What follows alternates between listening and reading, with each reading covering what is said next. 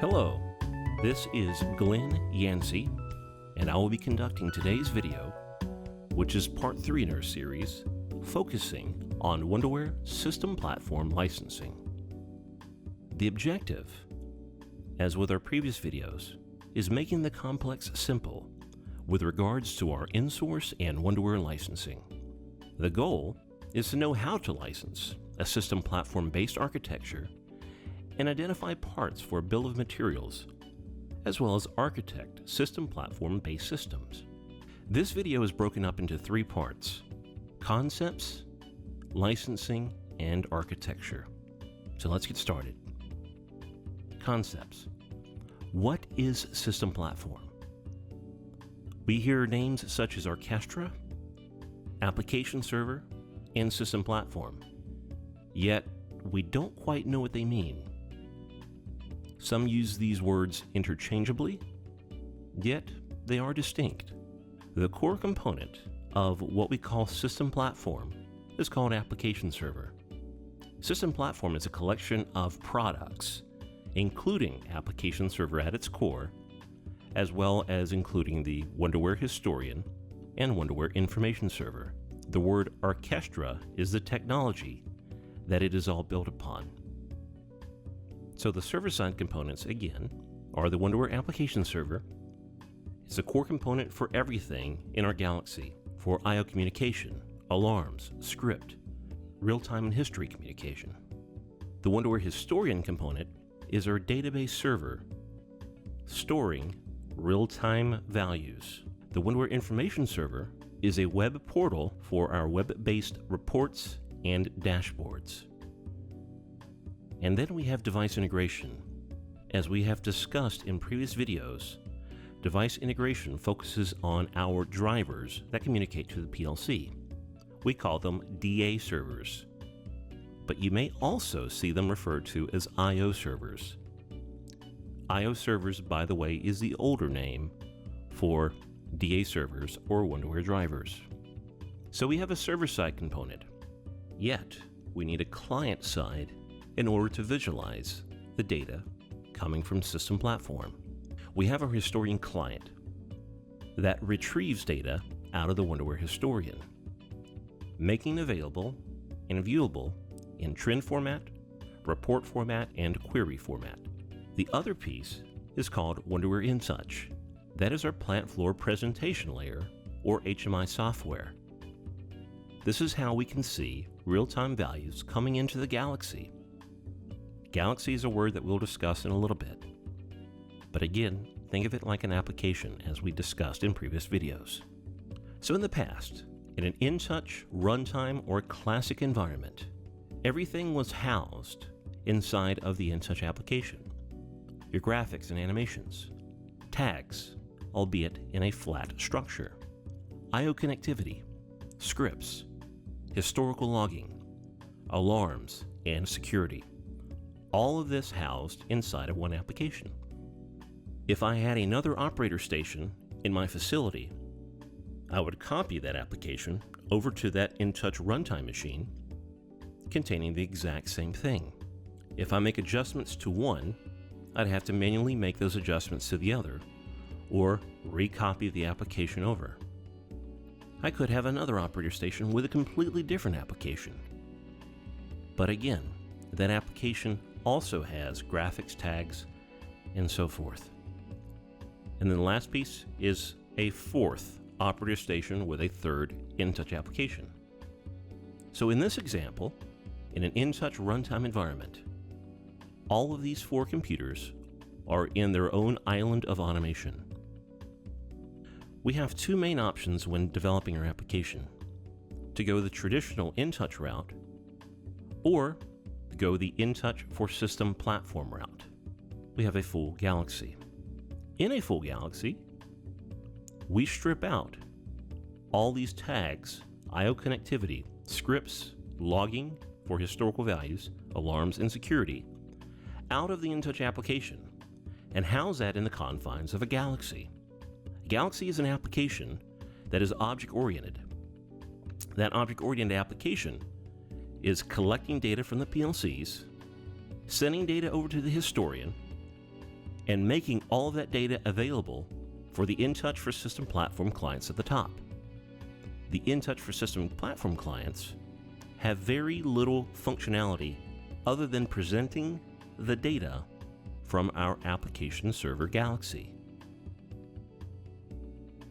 So let's go over some additional concepts. First concept, a galaxy. You've heard me say the word galaxy a few times, but what is a galaxy? It's nothing more than an object-oriented application defined inside of Wonderware Application Server. It's what binds all tags, history, alarms, InTouch visualization, scripts, and plant infrastructure together. It provides a foundation structure for history as well as our MES components such as performance and operations. Next concept is the Bootstrap service. This is what gets installed on every machine that is going to be part of the Galaxy. It's a piece of software that is installed to allow for communication amongst computers in our Galaxy. It's what allows for intragalactic communication, node-to-node communication, in other words. A platform is a logical representation of a computer in the Galaxy. It's what plugs into the Bootstrap. It's what gets deployed from the Galaxy repository to a machine that is going to be part of the Galaxy. Platform is a representation of that computer that I'm deploying to. Now, you heard me say this word deploy. All that deploy means is to put an object into a runtime state. And we have a variety of objects that are out there that have their own function, such as platforms, engines, areas, device integration. The bulk that is application server is built upon templates and instances. So for example, we create a template of a valve. We put into that template of a valve alarms, historical logging, a standard for what each valve should look like as a graphic, security. So when we create our instances from that valve, it's the instances that get deployed. They're the ones that represent the equipment on the plant floor. Any change that I make to the valve gets propagated or pushed to the instance. By having these templates, I can reuse them over and over again in this application, as well as other projects if I were a system integrator. So as a system integrator, I can create my own library of templates and reuse them for each customer for whom I'm creating an application. One of the key features of System Platform is something called a plant model. A plant model is based on an object called an area. This area is used to structure our objects based on either functional or geographical locations. Our deployment model is another view that we have, much like the plant model. The plant model focused on functional or geographical areas. The deployment model focuses on an IT-centric view focused on the platform. As we discussed earlier, we have a Bootstrap service that is there to accept a platform that gets deployed to it. On that platform, we have other objects such as an app engine, areas, and application objects. These objects that get deployed to this machine or to this platform are controlled by that platform. So as I mentioned earlier, we have these three terms: orchestra, system platform, and application server. But what do they mean again? And when it comes to licensing, how can we align our portfolio with end user value? So the word orchestra, it's nothing more than software technology. It's not a product, it's not a piece of software, there's no part number for it. It's just the underlying technology built upon Microsoft.NET and devised for industry standards by Wonderware. The orchestra technology is what binds everything together. It's what makes the application server the core component. It's what allows us to do object-oriented plant-based modeling. This technology is also a very scalable technology, going from a very small size, handling very small applications, up to very large applications. Application Server is an actual product. It used to be called Industrial Application Server. Now it's called Wonderware Application Server. This is the core component of what makes up System Platform. Not to be confused with Object Server, which we'll discuss shortly. Inside of Application Server, you create a galaxy. To get to that galaxy, you enter the Development Studio IDE, or Integrated Development Environment. Now, we do say that Application Server is a different type of animal. It's not that it's difficult, it just requires a different way of thinking when building an application. That's why we have system consultants and our service group to help guide our customers with the hope that they also take training. So again, let's discuss these components that make up System Platform. System Platform, think of it like Microsoft Office. Microsoft Office has Word, has Excel, PowerPoint, Outlook, and Visio, and a few other ones. Same thing with System Platform. Except with System Platform, it's one product that is the core of all the other products in the software suite, and that would be Application Server. And again, for our clients, the presentation layer on the plant floor is going to be our Wonderware InTouch. We're still using InTouch, but we're stripping away all the tags and alarms, historical logging, and security away from the application and letting the System Platform Application Server do those functionalities. Once System Platform is in place, our model view and our deployment view define a structure for us that we can simply plug and play other products that are developed by Wonderware to fit into our galaxy that provide perhaps a different purpose rather than just viewing real-time plant floor data. So there are other products such as Workflow that help bring people and process together by enforcing standard operating procedures, or SOPs, through disciplined execution in the form of an active, digitalized flowchart. These workflows can be triggered based on values coming out of System Platform. We also have MES operations and performance that also plug into our objects. So in summary, Orchestra is not software. It's only technology. But it's a technology that the System Platform suite is built upon. And the main component of the System Platform suite is called Wonderware Application Server.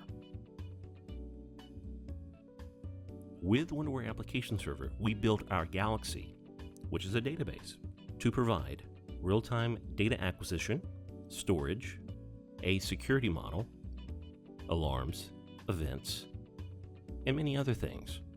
And as we'll see in our licensing, we align that strategy with end-user value. Now we are off to licensing. If you've watched the InTouch video, this screen may look very familiar. This screen focuses on the version of System Platform as well as the license files.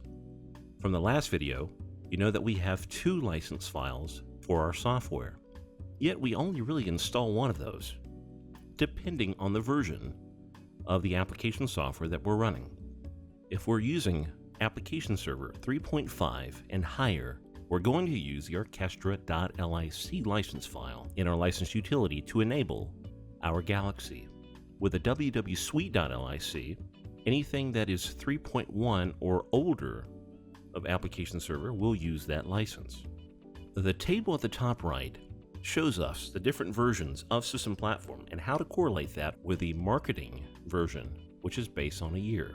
So if a customer says they're running 2012 R2, that immediately signals that they're running System Platform 3.6. Now, by the way, the InTouch licensing that corresponds to be a client for this server-based product, which is System Platform, needs to be 10.6 if the Galaxy is 3.6.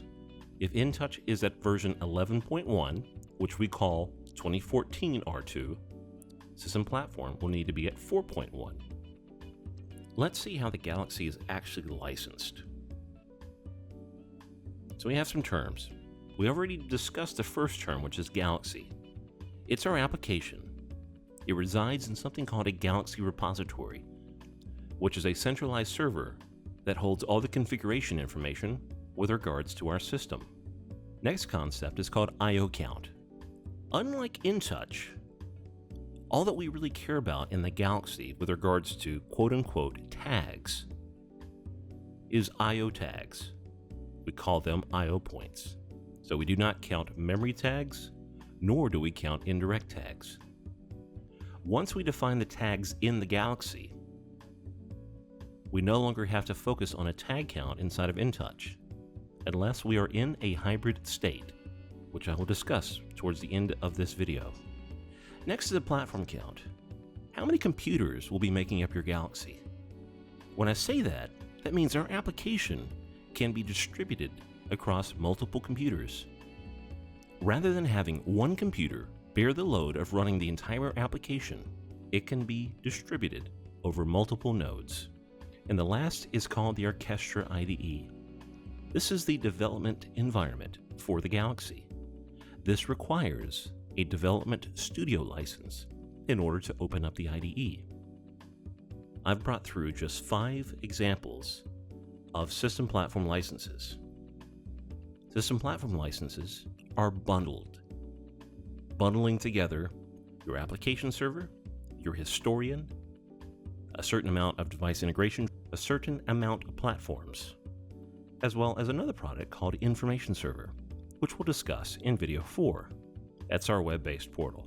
So if I were to break down, let's say the one in the middle, the 25K I/O with a 12K history, what does that mean? That means our system platform I/O count is 25,000. Our historian, which is the 12K, can historize up to 12,000 tags. The number of platforms in this case is 4. So that means that I can license up to 4 computers in my Galaxy for server-based use. Whether or not it's going to be called an object server, which we'll discuss, or Galaxy repository. And the last one is the number of device integration licenses. We discussed on the first day that device integration licenses are licensed per computer, not per driver. One computer can house drivers from different manufacturers, whether or not it's Siemens, Allen Bradley, GE, and so forth. Our Galaxy counts can get quite high. We can actually go up into the millions. Our historian tags can also go up into the millions. It may be rare that you will quote something like that, but just know that this system platform environment is extremely scalable, going down to something very small up to something very large. The higher your I/O count, the more platforms and device integration licenses that will be bundled in to that license. What if I already hit a certain amount of platforms? Do I need to purchase a new Galaxy? What do I do? Thankfully, we sell them individually. However, client licenses are sold separately. So your InTouch licenses that you will need in order to display information coming out of your Galaxy is a separate license. We also remember this slide from video 2, but now we're looking at it from the InTouch for System Platform perspective. Remember that with InTouch for System Platform, we do not care about tag count because the tag count is in the Galaxy, not on the InTouch client side, unless we're still in a hybrid state. The InTouch for System Platform license includes a platform license, so that in itself is a bundle, but it only allows you to write back to Galaxy-related attributes. It can definitely be used with remote desktop services or terminal services, and you do have the option of adding a historian client. So if you'd like to bundle that in, so that every InTouch user can open up their trend screens using our historian client, then we can do so by bundling with his client. We also offer a read-only InTouch for System Platform license for users that will not be writing back to the Galaxy, but perhaps only visualizing. So a kiosk or a large screen TV in a control room can use an InTouch for System Platform read-only. Now on to architecture. We saw that in the InTouch video that if we're managing an InTouch application through the Galaxy, there are certain roles that might have to be defined. With the Galaxy, for a full-blown system platform application, we're going to have even more roles, and these roles can be combined.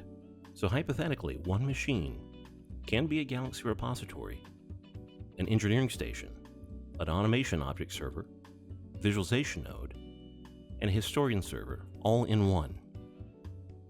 With that being said, you probably don't want to do that for a large application. Very small applications, it's okay to start combining. But the larger an application becomes, the more that we might have to distribute onto other platforms. So first role, Galaxy repository. That's where your Galaxy database resides. All the objects in the Galaxy are initially created on this computer and then deployed out to other machines or other platforms. The key prerequisite of a Galaxy repository is to have Microsoft SQL Server installed prior to use. Microsoft SQL Server is the only foundation database layer for the Orchestra technology, such as Galaxy Repository and the Historian. We highly recommend that the Galaxy Repository be server-based only, but there are some examples where developers or system integrators may like to have a sandbox Galaxy to test out objects in before exporting those objects into the running plant floor Galaxy. Next is the engineering station. That is where a developer can work on their laptop and either work remotely, so I connect to a Galaxy repository in a server room, or my machine is a Galaxy repository and an IDE all in one. Again, the IDE stands for the Integrated Development Environment. It's what we use to be the eyes into our Galaxy. This requires the Development Studio license. The third role is called the Automation Object Server. Our TLA, or three-letter acronym, is AOS. You can make it server-based or non-server-based. Doesn't really matter. But perhaps a larger application might benefit from how a server-based operating system, such as 2008 or 2012, handles the resources versus a non-server-based operating system like Windows 7 or Windows 8. There's a certain object that we deploy to these machines or to these platforms called an app engine. That's what tells me that this computer is an automation object server. This automation object server is a workhorse of our Galaxy. It's going out, communicating with the DA servers or device integration servers, providing that data up to InTouch, as well as force-feeding that data into the historian. So in runtime, it's the object server that is the busy bee versus the Galaxy repository, which is mainly only busy during deployment and configuration. Our object servers can be made for failover or redundancy. So our object servers, or AOSs for short, can store that data temporarily and then forward that data to the historian if the historian goes down for any reason. This can also work in a pair with a primary and a backup. There are many different synonyms for what an automation object server is, and you'll hear different people use different words for the TLA, or three-letter acronym, of object server, or AOS. Automation object server is one, Orchestra object server is another, application object server and Orchestra runtime server are all synonyms. They all mean the exact same thing. As I mentioned earlier, do not confuse these terms with the word application server. Application server is a product. The object server is a role in the Galaxy. The fourth role is called the visualization node. In essence, it's InTouch. It can be server-based, must be server-based if you're using terminal services or remote desktop services, or can be non-server-based. Operator stations, industrial panels, so forth. So InTouch is displayed on this machine, and we deploy an object called a view engine to this platform that we have designated to be our visualization node. Our visualization node, as mentioned earlier, can be a terminal server or a remote desktop server. where multiple users, through sessions, can access the same InTouch application running on one physical box. So definitely many visualization nodes can coexist in the Galaxy, as well as many applications inside of the Galaxy representing different processes can be deployed to one computer too. But you can only run one at a time unless we're doing terminal services in conjunction with ACP DIN Manager. And don't forget, the InTouch for System Platform license comes with a license to enable Window Viewer only for use with System Platform, and a license to enable the platform itself. The last role is really not a true role in the Galaxy. It doesn't require platform, yet. But for almost all applications, will require server-based operating system. Much like the Galaxy repository, it requires the SQL server to be installed prior to use. That's the prerequisite. Again, that's the only foundation database layer that we support. It's the job of the object server to acquire the data for the historian, force-feeding that data to the historian. Once the historian receives those values, a timestamp is given to each stored value, and then the values are placed in a concept called a history block. The historian client utility is used to retrieve the data out of the historian in the form of a trend, a query, or through the Excel workbook. It can be used to collect data from traditional standalone applications as well as Galaxy-based applications. It can do both. It's not either or. So first, architectural example. This Galaxy that I have here is a 5K Galaxy. Hypothetically, a customer tells me that they have about 4,000 tags or 4,000 I/O points that they're going to reference. So as I look at my price book, I see that there is a Galaxy with 5,000 I/O. I also ask the customer about how many of those I/O points are you going to store into your historian. They may tell me we probably won't even do 20%, or it might be 50%.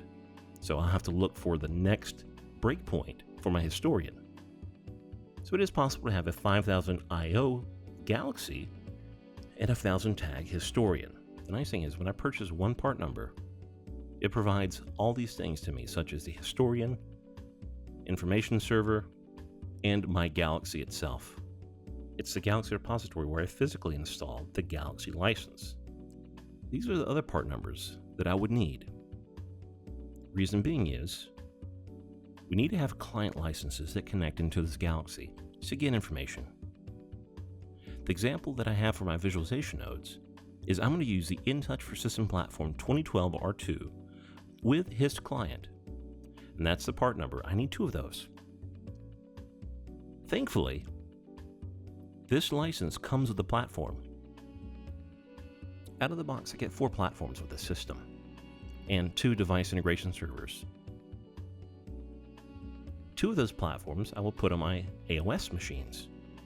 And as you can see, there's a little red line there that is denoting redundancy. So what gets installed on these machines? They'll all need the bootstrap.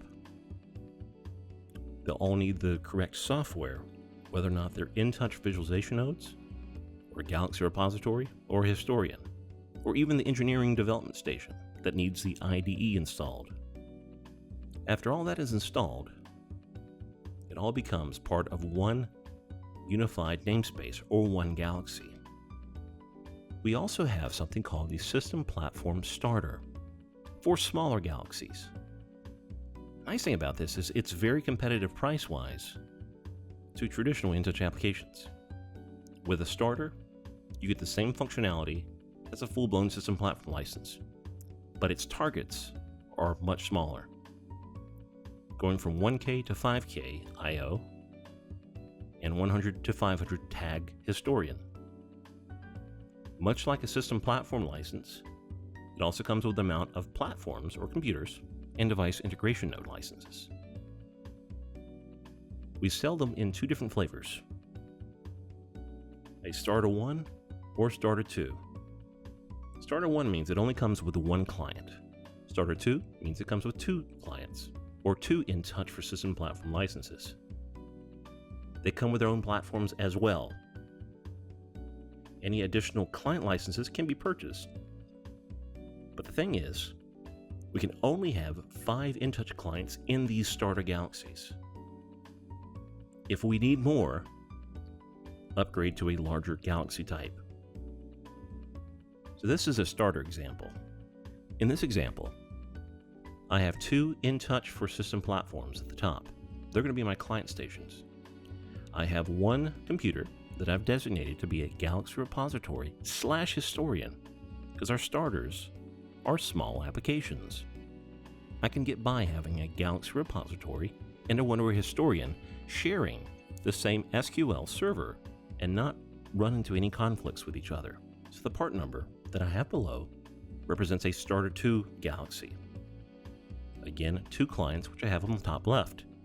Comes with 5,000 I/O, so I can license up to 5,000 I/O tags in my Galaxy. It comes with 4 platforms, but in this case, I'm only going to use 3. These platforms are meant for server-based use, whether or not they're object servers, an information server, or a Galaxy repository server.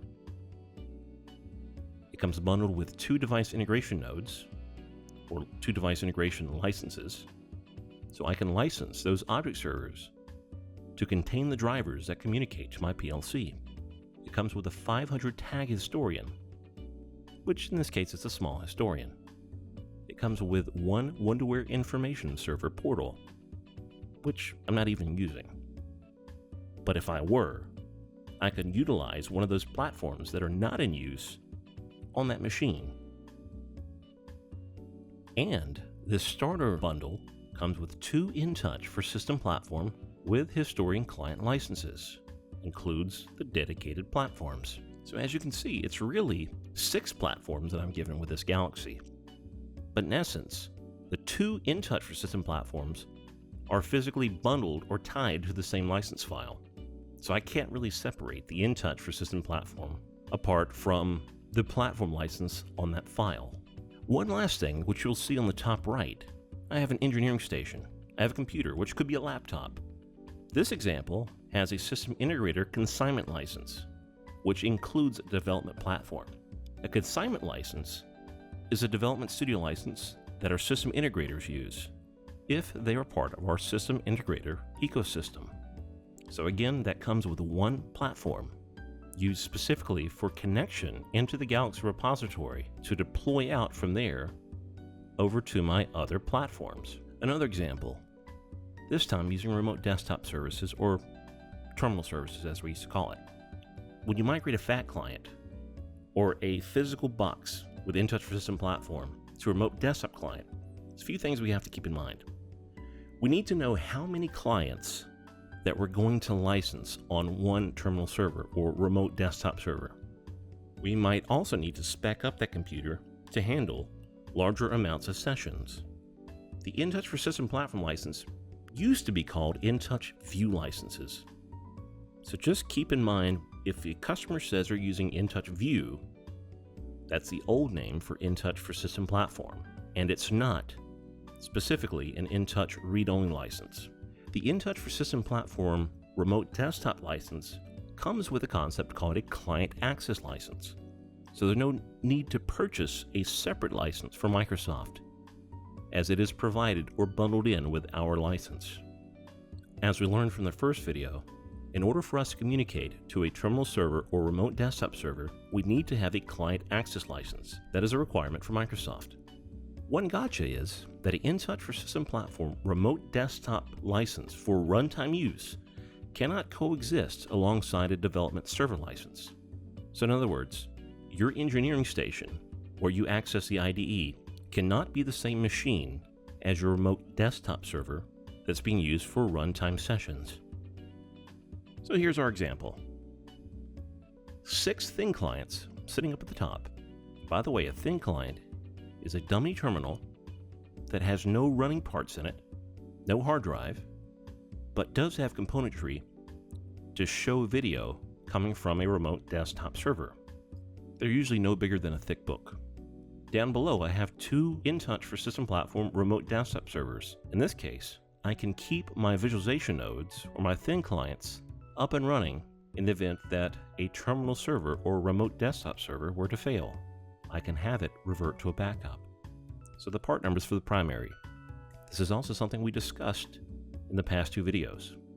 I need one license to represent the first client, which is the software license that gets installed on the terminal server. Any additional client license or session will be in the form of paper licenses. These paper licenses get bundled back into the software license, so a customer receives one license file with 6 sessions. But as we purchase them, we have to have 5 paper licenses as additional users to the T license. So the T license is our first license. The TP license are the paper licenses for additional clients. For the backup, same concept, but I'm going to use a license called a TF license. Stands for failover. This license is done in the exact same way. I have one license for the first client, and every additional client or session I need to purchase a paper license for with the suffix of an F. These licenses are 20% of the price of the primary license because they're not being active until a failover has occurred. So you're not paying full price for your backup. At the bottom left, you see a Development Studio license here. In this example, my Galaxy repository and development station are one and the same, but it's also using remote desktop services. I might have, let's say, 5 developers connecting into my Galaxy to make changes at any time. So on that computer, I'll get a Development Studio with the suffix of a T in the part number for terminal services or remote desktop services. First user, I need a T license. Every additional developer, I need to quote the part number with a TP. If it's 5 users total or 5 developers total, I only need 4 TP licenses for my Development Studio. And don't forget, that computer that is called my development or engineering station with the IDE cannot coexist on the same physical machine as a primary or backup terminal server. The only exception to that is by using virtualization, which will be covered in a future video. The last topology example is using an InTouch runtime in conjunction with a full-blown system platform Galaxy. So in essence, we have an InTouch application that will be in a hybrid state. When migrating an application over from a standalone environment to a full-blown system platform environment, you have to do your proper planning. First note of advice, do not purchase InTouch for system platform licenses until a full migration has taken place of that application. So what does a migration involve? Well, not only does it involve creating templates, creating a security model, asset naming convention, and so forth, but it also means that in our InTouch runtime application, we have to start to remove these InTouch IO tags, InTouch alarms, and local InTouch history in order to use the Galaxy-based IO tags, Galaxy-based alarms, and Galaxy-based historization. There are certain examples where it might be okay for a customer to purchase an InTouch for System Platform license, but in the meantime, they may have to keep their runtime licenses until a full migration has occurred. Once completed, then we can trade in our InTouch runtime licenses with a tag count for an InTouch for System Platform license that has no tag count. Here's an example. I have 2 InTouch runtime computers at the top that were there before the Galaxy was ever created. I would like to roll that into the Galaxy to start utilizing objects that I've defined in my Galaxy to represent equipment, and then start to remove InTouch tags for the sake of those newer Galaxy-based tags.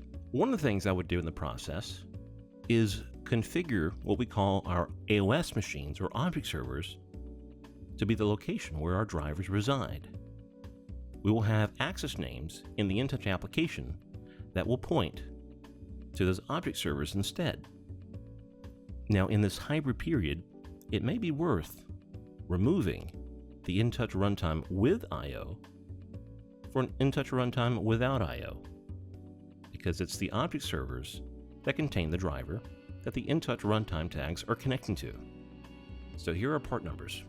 This example is using a much larger Galaxy, up to 50,000 I/O.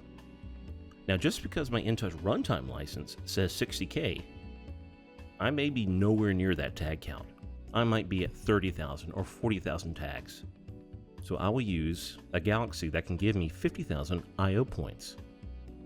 I/O points mean I/O tags. In this Galaxy, I get up to 6 platforms, 6 machines that I can use, 6 machines that I can distribute the load of my application onto. 2 for my object server, 1 for my Galaxy repository, 1 for my information server, and then 2 for my InTouch runtime licenses. Because my InTouch runtime license does not come with a platform, unlike an InTouch for System Platform license that does come with a platform. So I will utilize 2 of these 6 platforms in my Galaxy for my visualization nodes. For an engineering station, I will place a Development Studio license on there, which comes with its own platform license that I can use to interact with my Galaxy. This process can take up to many months, could take up to a year, but in that process, we can work side by side with the customer to get them over to a system platform-based InTouch application.